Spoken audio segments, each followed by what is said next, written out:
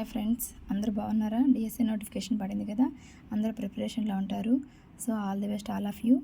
ఇప్పుడు మనం బయాలజీలో semester 1 8th class, అందులో బయాలజీలో ఫస్ట్ టాపిక్ కణం నిర్మాణం విధుల గురించి ఒక చిన్న వీడియో తీశాను.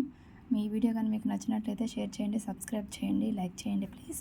మరిన్ని వీడియోస్ కావాలంటే ఖచ్చితంగా సబ్స్క్రైబ్ చేసుకోండి. Thank you.